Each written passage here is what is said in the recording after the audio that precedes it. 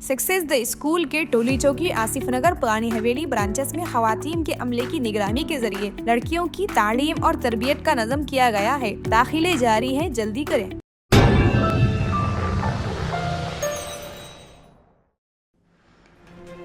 कुलहीन मजलिस इत्तेहादुल मुस्लिमीन के सदर बैरिस्टर असदुद्दीन ओवैसी ने बिहार पहुंचने पर जात-पात की मर्दमशुमारी, वक्फ कानून और पहलगाम दहशतगर्दाना हमले पर मीडिया से बातचीत की।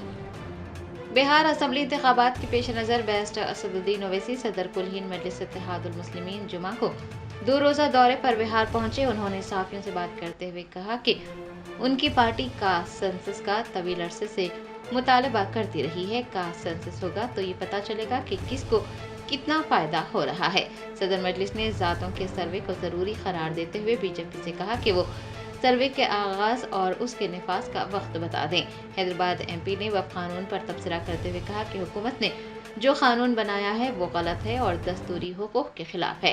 पहलगाम हमले की मजम्मत करते हुए बैरिस्टर ओवैसी ने मरकजी हुकूमत से दहशतगर्दों के खिलाफ कार्रवाई करने का मुतालबा किया और कहा कि उनकी पार्टी और तमाम अपोजिशन जमातें इस मामले में हुकूमत के साथ है। हमारी पार्टी ने 2021 से इस बात का डिमांड किया था कि पूरे देश में कास्ट सर्वे होना चाहिए और जब आखिरी कास्ट सर्वे हुआ था 1931 में, जब कास्ट सर्वे होगा तो मालूम होगा कि किसको कितना फ़ायदा हो रहा है, किसको नहीं हो रहा है, किसके पास ज़ाती घर है, किसके पास ज़मीन नहीं है, किसकी आमदनी क्या है और कौन सी कास्ट ज़्यादा आगे बढ़ गई, कौन पीछे रह गया।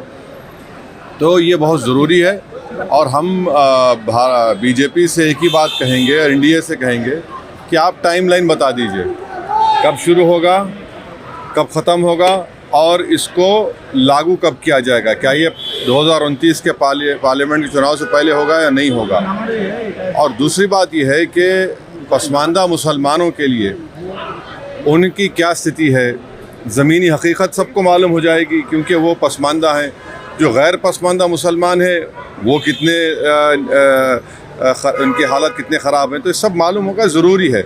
देखिए, अमेरिका ने जब अफर्मेटिव एक्शन की बात की थी तो उसके बाद जो अफ्रीकन अमेरिकन थे और जो जूस थे और जो चाइनीज़ लोग थे, एक 3 मिसाल दे रहा हूँ, वो अफर्मेटिव एक्शन से उनको फ़ायदा हुआ, अमेरिका एक ताकतवर मुल्क बनता गया।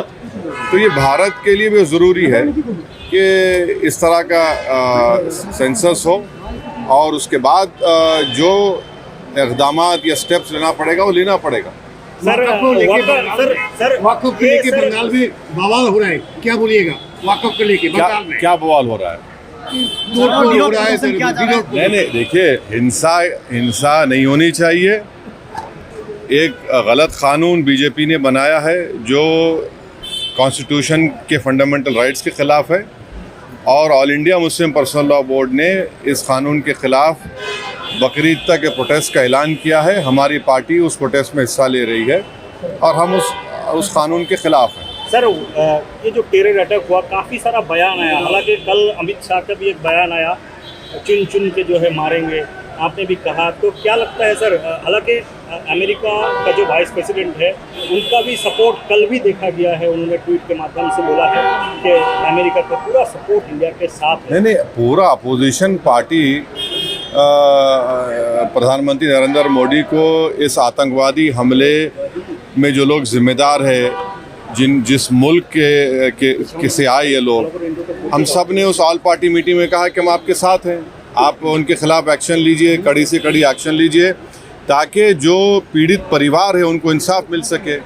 और पाकिस्तान से हम देखते हैं कि टेररिस्ट आते हैं भारत में और आकर इस तरह की उन्होंने बड़ी गंदी हरकत की कि उन्होंने पहले महिलाओं को, बच्चों को अलग किया, फिर मर्द लोगों को अलग किया और फिर उनका मज़हब पूछा और जब उन्होंने कहा कि उनका धर्म हिंदू है तो उनको गोली मार दी। तो ये तो बहुत ही गंदी हरकत और जितना भी इसको कंडेम किया जाए कम है।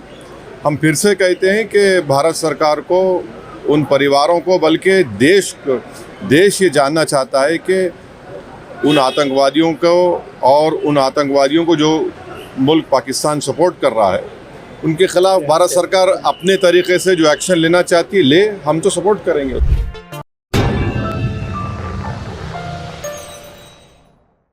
Success the School, where excellence meets opportunity and every child shines.